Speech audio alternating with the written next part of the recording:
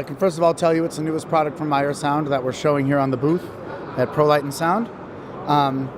It's an extremely powerful low-frequency control system, and it will allow our users who have been doing incredible things with subwoofer and low-frequency design to have a tool that allows them to have more power, more headroom, and more consistency than they've ever had, so they can push these very eccentric low-frequency designs, give their clients what they want without sacrificing power that they need for more powerful applications.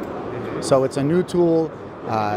As we've noticed over the last 10 years, low-frequency system design has become just as involved as pointing the arrays and high-frequency system design. The days of piling up subwoofers in a corner at the end have faded away as clients' demands have gotten bigger, as festivals that have nearby towns that don't want to be disturbed has become more important. Sure, you can take care of all these things. Up until this point, when you do that, you sacrifice power when you do it. At this point, we were able to do whole new levels of power and fidelity that can allow people to do those eccentric, necessary designs for certain applications and allow themselves still to have the power that they need for modern reinforcement.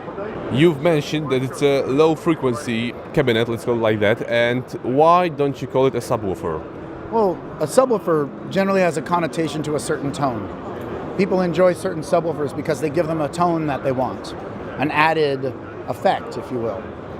This system does not add any tone to the signal that's added to it. It's a linear system designed to stay linear even under extreme output conditions, but all it does is take the signal that's put into it and reproduce it much louder.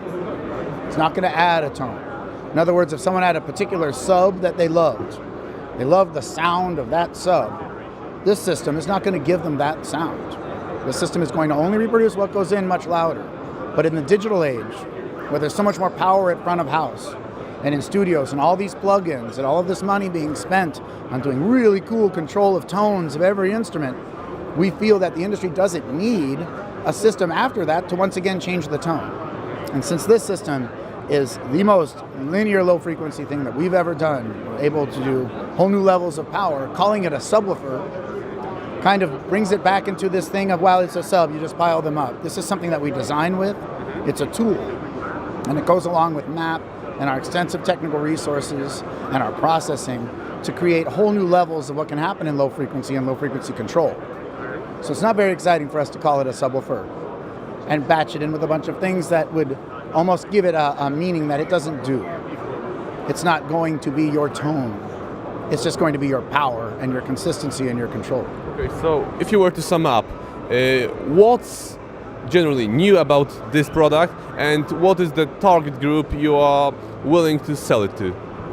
Well, first of all, I'll take the second one first. We're willing to sell it to anyone who's willing to help us, let us design it with them. So someone has an application, they're interested in this system, we want to design it with them to make sure it fits their criteria. We don't want it to be like an add to cart system, you know, when you go on the internet and you add 4 to your thing. It's not like that. We want to design with people. Collaboration is one of Meyer Sound's strengths. We have a very extensive technical services department. We want to work with our clients to get them the solutions they want. We're not interested in just boxes or buy 7 of them or 12. It's buy what's right. Let's design what's right and make sure we're doing what you need. As far as what's new about this, what's different, we are not talking about individual element specifications. The reason we're not doing that is because they're systems.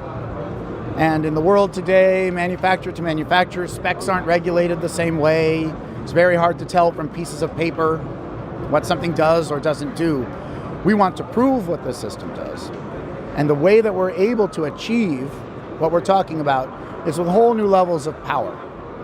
As materials become available, new types of materials, we are able to put more power into things, and we're able to use that sort of technology to give us an advance that is tangible, that is usable.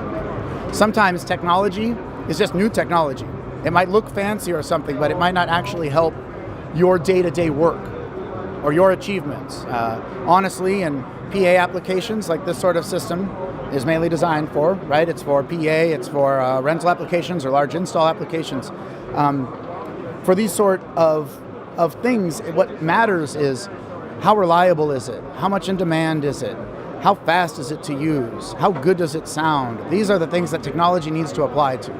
And that's how we're using this technology, and we're really looking forward to proving what we can do instead of talking about it. When you do a lot of these interviews, you do trade shows, you get tired of the sound of your own voice. This system is about proving it. And this whole industry is about proving it. All the talk in the world fades away when it's time to bring it up and get the impact that you need.